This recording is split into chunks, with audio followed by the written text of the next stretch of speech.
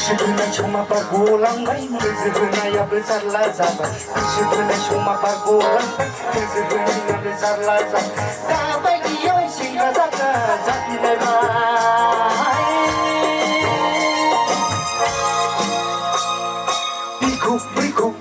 बिखौ लाइमारिखौआ बिजों सुलु लागौआ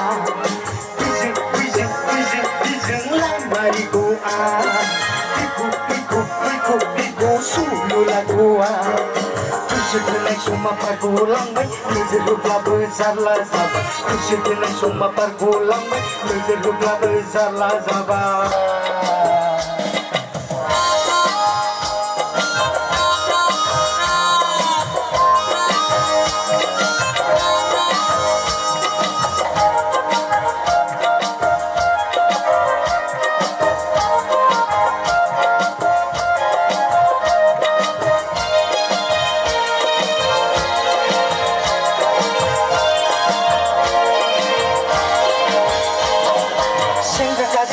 हाबा जाना लाना समखौनो मोना ओइ गयदा जोंहा न' खामानि मावनांगौमोनलै सम गैया गेजेर बाजार एडभान्स लाखानाय दङ सेंग्रा गाज्लायाव हाबा जाना लाना समखौनो मोना दाबायदियाव सेंग्रा गाज्ला जाफिनलायब्ला महर मोजां नायनानै बिखौ लाला बिखौ गालायखौ हा हा हा हा हा हा ला ला ला ला ला ला ला ला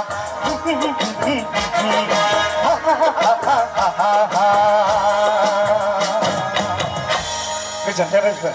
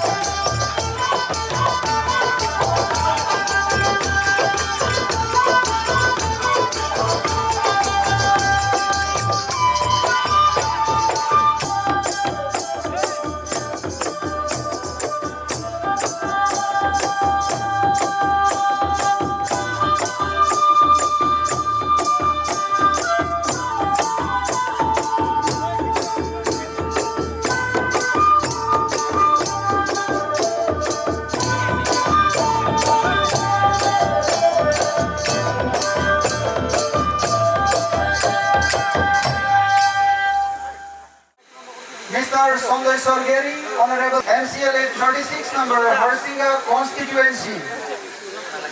and Honorable President and Secretary. Many other invitees and dignitaries who are present in our stage today. A very happy Independence Day. As we know, today our country, India, has completed 75 years of journey since 1947 of its freedom from British rule. And with best of luck to each and every player. At the very outset,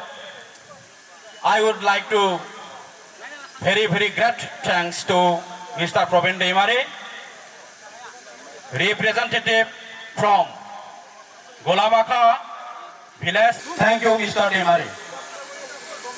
गिबियावनो दिनैनि बे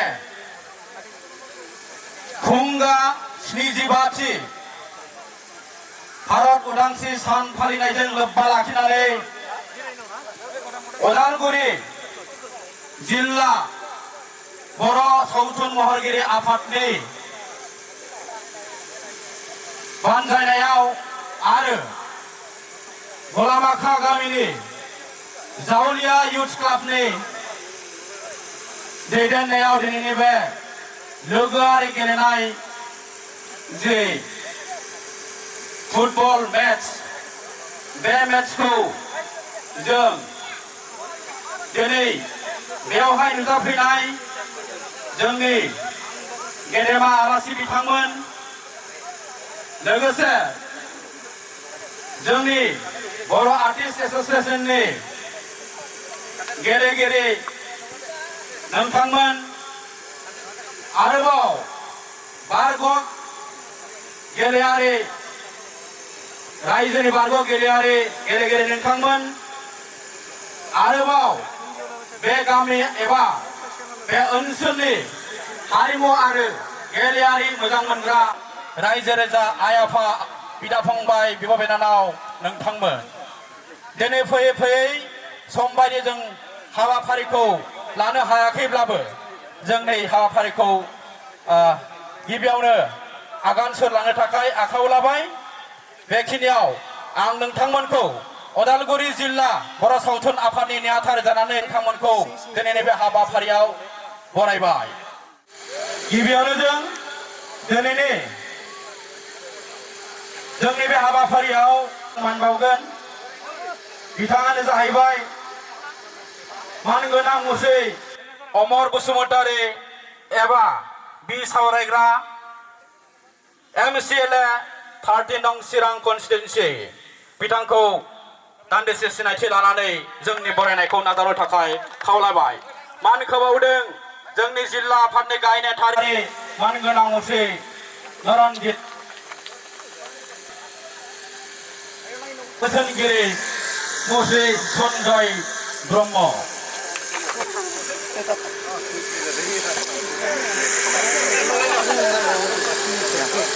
जायजों सिनायथि होनो थाखाय आखायाव लादों जोंनि दुलाराय बर' सावथुन महरगिरि आफादनि मिरु आफादनि गाहाय नेहाथारि मानगोनां मुसै गुरु पबित्र बर' बिथांखौ गावनि सिनायथिखौ लानो थाखाय खावलायबाय बिथांखौ मान बावगोन जोंनिनो गाहाय नेहाथारि मानगोनां मुसै आमुस दैमारि लेजेन्डारि प्लेयार फुटबल प्लेयार बिथांखौ गावनि सिनायथिखौ लानो थाखाय खावलायबाय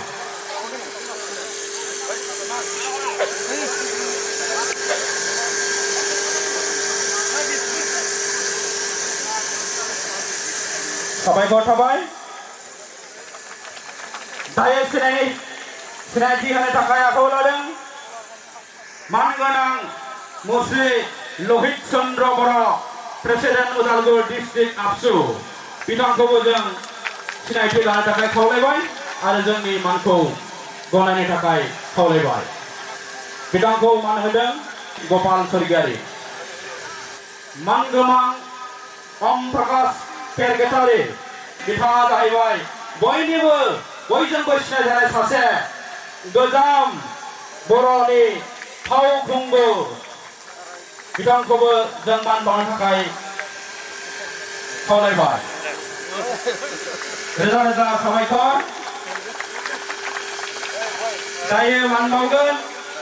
जोंनिनो बयनिबो सिनाय मोननाय जेरैबो जों खोनानो मोननाय जोंनि सासे देंखोगिरि फरायना गिताश्री रामसियारिखौ जों मान बावनो थाखाय खावलायबाय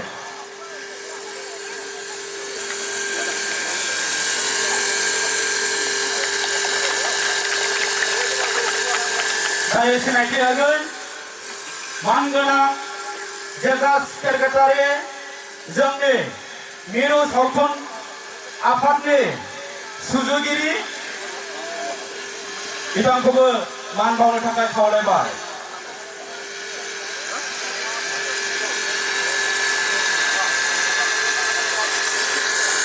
रोजा रोजा साबायखर दायो दं बयजोंबो सिनाय मोनजानाय बर'नि गोबां बयजोंबो सिनाय मोनजानाय फावखुंग्रिफोरनि गेजेराव सासे मिसेस बरसारानि बसुमतारी फावखुंग्रि बिथांखौबो जों सिनायथिखौ लानो थाखाय खावलायदों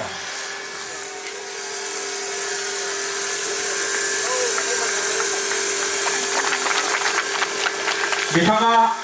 जोंहा नैबे बर' सावथुन आफाद गेलेयारि हानजानि केप्टेन ओम प्रकाश दानिनो बिसि इंटरनेशनल फुटबल प्लेयार जोंहा सामेल बाग्लारि दायो सिनायथि होगोन मानगोनां जोंनि दानि जाखांफुनाय फावखुंग्रि बयजोंबो सिनाय मोनजानाय मिस मोनालिसा हाज'वारि फावखुंग्रि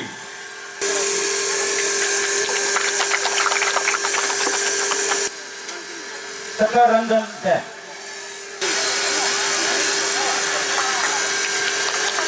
दायो सिनायथि होगोन मानगोनां मुसे बेंजामिन बसुमतारी भेरेगाव हैरागुरि सिडिसि दायो सिनायथि जों होनो सानदों मानगोनां मुस्रि रुबि नार्जारि बयजोंबो सिनायजानाय बर'नि सासे जोहोलाव बिथांखौबो गावनि सिनायथिखौ लानो थाखाय खावलायनाय जाबाय रुबि नार्जारि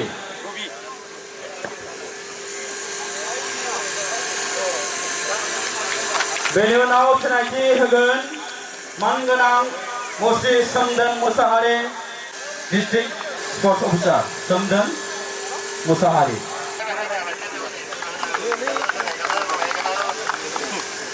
दायो सिनायथि होगोन मानगोनां मुस्रि BK अलंबार फर्मार जॉइंट सेक्रेटारि NFBP बिथांखौबो BK अलंबार बिथांखौबो दान्दिसे गसंनानै गावनि सिनायथिखौ होनो थाखाय खावलायदों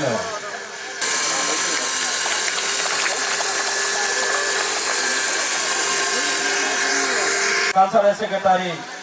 आबसु उदालगुरि डिस्ट्रिक्ट आरो लोगोसे बिथाङा सासे देंखोगिरिबो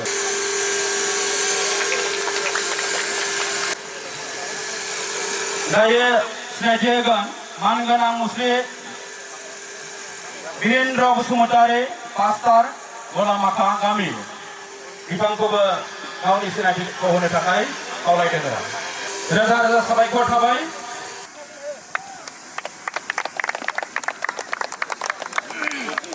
नैथियाव दङ एसिस्टेन्ट रेफारि बिश्वजित बर' थामथियाव दङ मनजित दैमारि AR एसिस्टेन्ट रेफारि ब्रैथियाव दङ जितेन दैमारि हाबाफारि सालायनाय आयदानि बिबानखौ आं जोंनि एंकर बिथां आलफ्रेड बसुमतारिनो आं गथायनाय जाबाय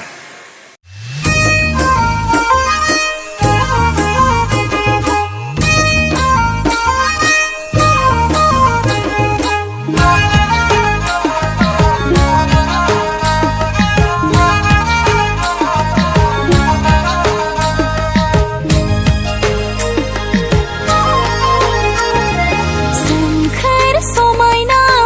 मिथिंगा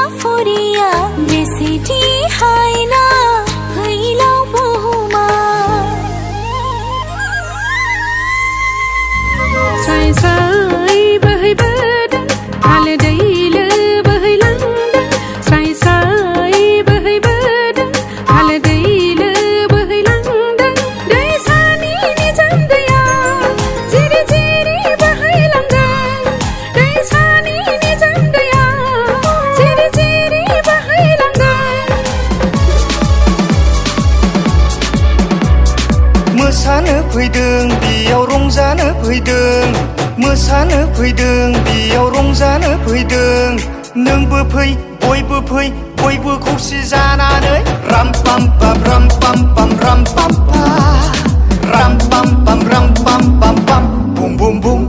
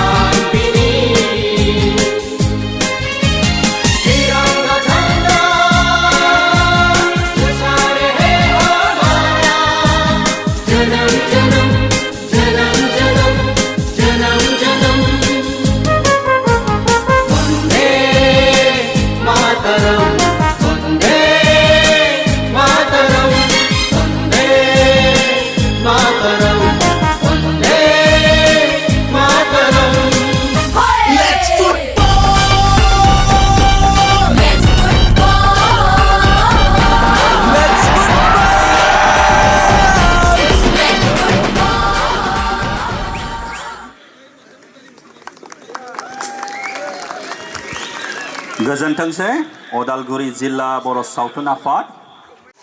आङो खावलायबाय बेनिफ्राय जोंनि बे पिएफफोरखौ एसे सिनायथि लानानै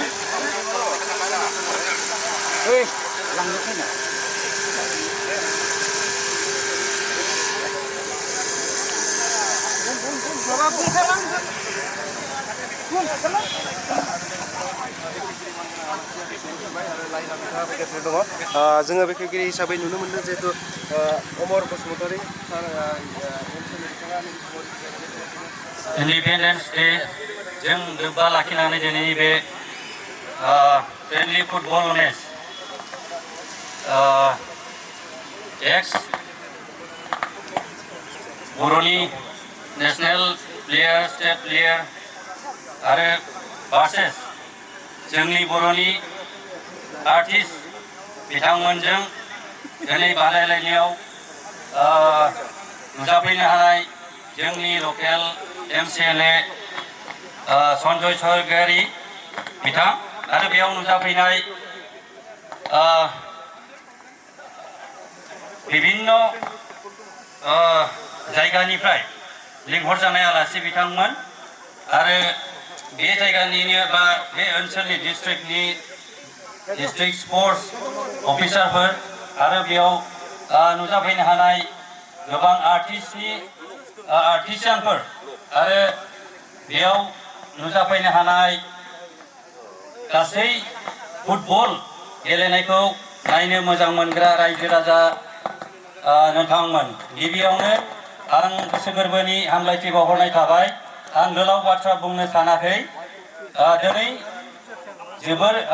रंजाथावना सान होननानै दिनै आं साननानै लादों मानोना दिनै जोंनि बर'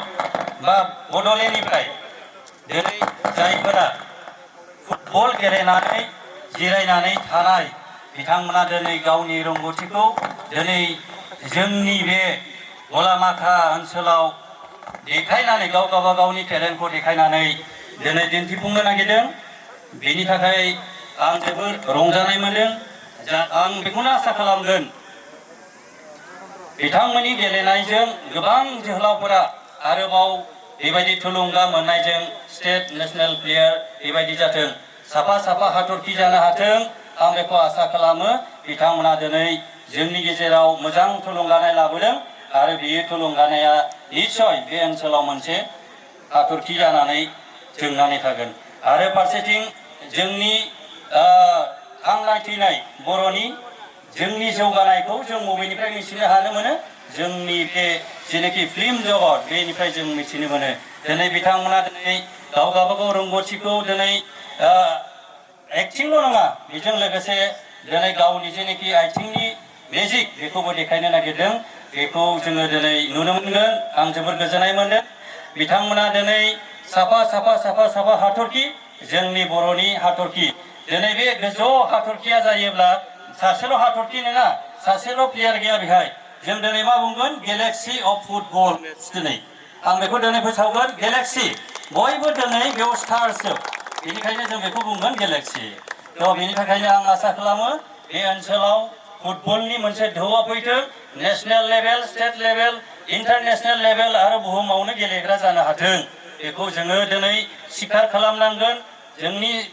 बिटिआर गभर्नमेन्टनिफ्रायबो जों बेखौ खावलायगोन जे जोंनि बर'फोरनि गेजेराव गोबां मोजां गावनि टेलेन्टजों गेलेग्रा मानसि दङ बेफोरखौ खेबखांनानै जोङो state level national level international लेभेलाव लांनो हाथों आरो जों बेखौ जेब्लायबो नारसिनगोन आरो जोंनि बे ओनसोलनिफ्राय आरो जों गौरबखौ लाबोनानै जोंनि हारिखौ गोजौआव जौखांहोनायनि मोनसे बे खामानिखौ जों मावफुंलांनो जोङो बिटिआरखौबो जोङो खावलायगोन आरो नोंथांमोननि जेनाखि थुलुंगानाय बियो दिनैनि गेजेराव मोनसे बेगर फोनानै गालांगोन होननानै आं आसा खालामो गोजोन्थों रोजा साबायखर थाबाय सारनिसिम जोङो दा प्लेयार्सफोरजों दा जोंनि गाहाय आलासिया प्लेयार्सफोरजों सिनायथि लागासिनो दङ बिनि उनाव जोङो नेशनेल आन्थेम मेथाइ रोजाबगोन बिनि थाखाय जोंनि रायजो राजा बयबो बाहाय नुजाफैनो हानाय बयखौबो आङो खावलायो जों बयबो जाहाथे गसङो दा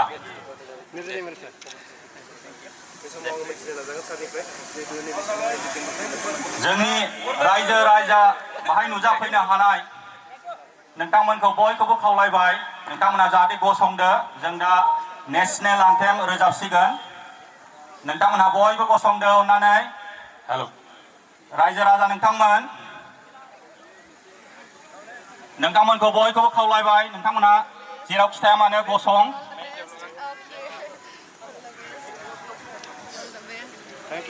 नोंथांमोनखौ बयखौबो खावलायबाय बयबो गसंजोबदो जोङो नेशनेल आन्थेम रोजाबसिगोन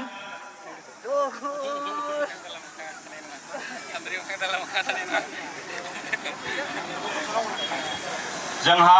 नेशनेल आन्थेम रोजाबखांनायनि उनावनो जोङो किक अफ खालामगोन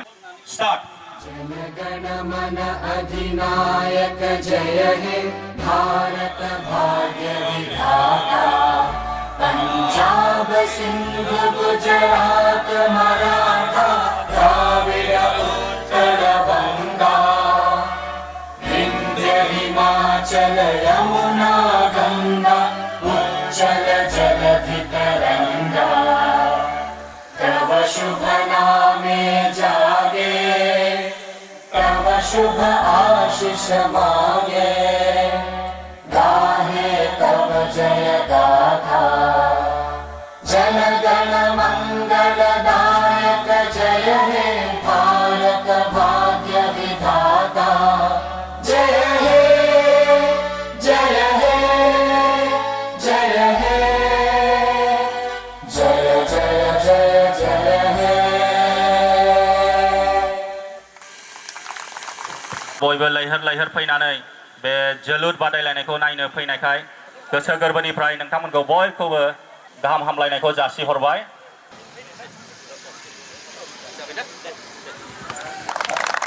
रायजो राजा नोंथांमोन दिनैनि बे मेट्सखौ दैदेनगोन जोंहा रेफ्रि दङ रेफ्रिया हौवा नङा हिनजावसो बयबो सापर्ट खालाम एक्टर टीमखौ सापर्ट खालामो ना सिनियर प्लेयार्सफोरखौ बारग' सिनियर प्लेयार्स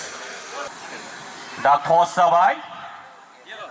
नोंथांमोना दसेनि उनाव मिन्थिगोन सोर जोलुरखौ जोजेनग्रोगोन